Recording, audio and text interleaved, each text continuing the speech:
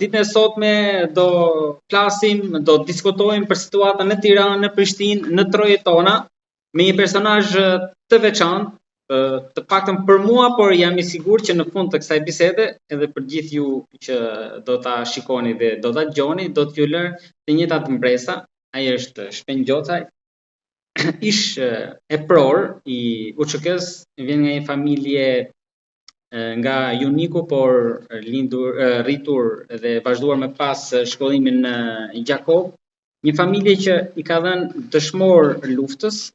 Zoti Gjocaj që kemi ftuar ndan jetën mes Shtetet Bashkuara dhe Kosovës, ka qenë dhe kandidat për deputet, një njohës I situatës politike edhe I problemeve, I halleve, I të mirave dhe I të këqijave tona të shqiptarëve, mjaft mirë.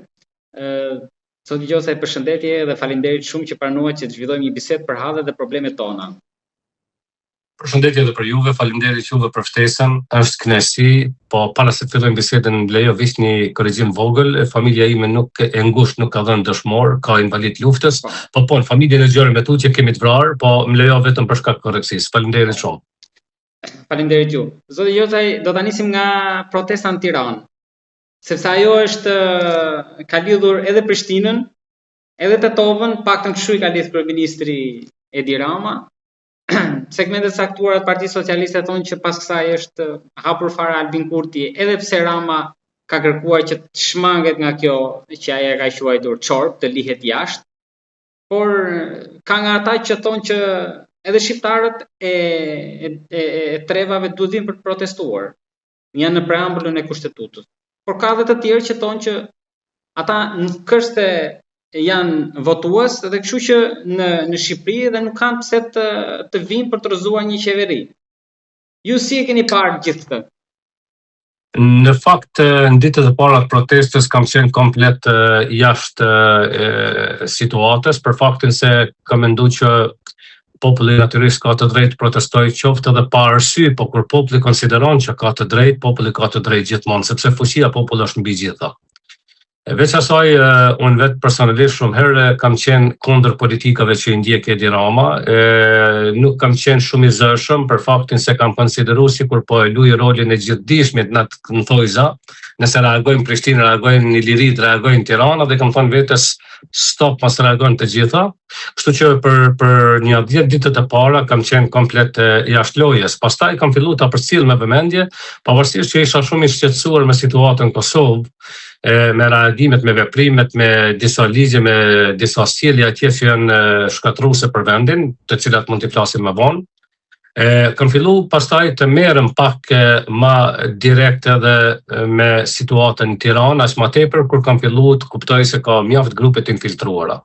Në këtë rast, pa dashur të keq kuptohem se po mbështes Edi Ramën në mënyrë absolute, bile për dëshirën time Edi Rama të paktën mandatin e tretë nuk do të ishte kryeministër. Nuk them Partia Socialiste ose Demokratike, po si individ do duhet të ishte dikush tjetër, po jo Edi Rama. Pra nuk po mbështes Edi Ramën. Mirë po, sipas mendimit tim protesta në Shqipëri ka devijuar komplet, ka devijuar nga kauza, janë infiltruar grupe të ndryshme dhe protesta ka humbur ngjyrën e saj, ka humbur kauzën dhe s'ka kuptim më. Protesta më nuk është protesta. Ju ndërpres të them që duket sikur po flet kryeministri tani sepse dha e nisi me agjentët grek, serb, iranian, më the të thash deri në fund fare tani kemi përfunduar te vetvendosja. Pse mendoni ku janë këta që ju thoni që e kanë devijuar protestën në këtë formë? Kurse për faktin se në shesh janë të gjitha rrymat, të gjithë kanë nga një hall, të gjithë kanë nga një problem, sigurisht që në çdo situatë, në çdo çorë mundohet përfitojnë të gjithë. Aty po shkoja, nuk duhet të lëshon tani, unë paraprakisht të thash që nuk po mbroj absolutisht kryeministrin Rama, mund të koincidojnë bisedat për shembull ndoshta fjalitë e njëjta për faktin se objektivi ose pika e dop mund të jetë e njëjta, prandaj secili që flet mund ta godas atë pikë, po në këtë rast ka devijuar protesta për shkak se sot më shumë duket se është një protestë pro-iraniane se sa është për problemin në Shqipëri. duket një protestë kur dalin vajza të reja të mbuluara me shamia dhe atje më tepër i anojnë ka një revolucion islamik se sa diçka shqiptare, një problem shqiptar. Aty mund të ketë të gjithë njerëzit në shesh janë të pakënaqur me problemet e Shqipërisë, po jo të gjithë njerëzit në shesh janë për kauzën shqiptare dhe për të mirën e Shqipërisë. Nuk janë për të mirën e Shqipërisë njerëz që i arsytojnë masakrat serbe në Kosovë ndër vite gjatë shekullit dhe thonë se ata kanë bërë hakmarrje se shqiptar dikur pas kanë bërë masakra. Kur kanë bërë shqiptar masakra? Pra është Kelzengashi, ish këshilltari i Albin Kurtit, njëri pro-serb. Definitivisht. Nuk është për kauzë shqiptare, Ron Gjinovci, një nip i Serbisë, një nip që të kohën din vetëm me vjell vrerë për kombin shqiptar pas një të mirë nuk e sheh. Nuk është për kombin shqiptar dhe kauzën shqiptare në protesti Iqballi Huduti, e cila e fyn flamurin kombëtar kur e merr dorë.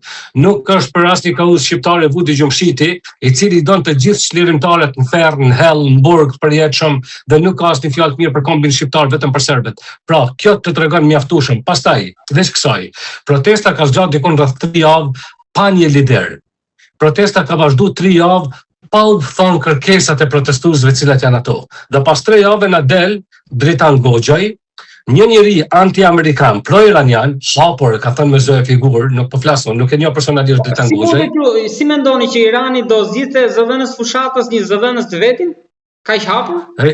Jo, Irani nuk zgjedh zëdhënës të vetin, po Irani shkep paran gjithandej dhe atë elementet e Iranit, trubullues të Iranit i kanë elemente të tjerë përreth. Mua më mjafton ta shoh me zë dhe figurë kundër Amerikës pro-Iranit. Për mua është mjaftueshëm kjo, nuk kam nevojë për elemente tjera shtesë të mendoj që ai njeri nuk është i duhuri dhe nuk po ndjek kauzat e protestës. Aq më tepër kur unë e di që babai i Dritan Goxhaj, Dillaver Goxhaj, ka qenë një manipulant. Gjatë tërë pas luftës ka shkruar në mënyrën më përqarëse, njëherë ka shkruar me pseudonimin shkëmb. Zëdhënës i shtabit i UÇK-s. Po nuk fliste në asnjë moment për zëdhënës së shtabit, ai fliste të pavërteta, gënjente, mashtronte, përçante, me vite të tëra ka shkruar pas lufte me pseudonimin Shkëmb Golemi. Pastaj ka filluar të delë edhe me emrin e tij Dillaver Goxhaj, për shembull, në Koshallë është bërë një luftë jashtëzakonshme, një betejë pa parë, të cilën e njohin të gjithë çlirimtarët edhe Ramush Haradina i ka fjalë më të mëdha sepse nuk ka si të mos i ketë. Aty është bërë një akt historik, thyrje kufirit shqiptar me forcë për herë të parë në historinë tonë. Aty është ty integriteti territorial i Jugosllavisë që të mos ikin nga tema. Dhe Dillaver Goxhaj dhe le thotë se ata kanë qenë dezertore, kanë qenë të rradhtare, s'kan bërë asgjë tjera. Pra, tani ndërlidhen mu këto. Unë kam reaguar në mënyrë të pakënaqshme për deklaratat e atij babës këtij djalit, po tash edhe ky djalë i babës e ndjek në njëjtën rrugë, nuk më duhet shumë të mendoj nëse protesta është në vit e drejtë. Shiko, nëse do të protestojmë tek familja Goxhaj, është një familje që njihet për kontribut në UÇK, në luftë, por edhe nga zemsyla e të tjerë dhe zyrtarë dhe krerë të shtetit të Kosovës, ndër vite e kanë respektuar dhe nderuar. Shiko, në qoftë se flasim për kohën e luftës, ne pam një dokument kur zotriu ka thonë nuk më ka marrë koka erë dhe ka shkuar mbrapa. E dyta, në qoftë se flasim për letrat shkruara pas lufte, ne i kemi 60.000 veteranë të luftës sot. Do thotë unë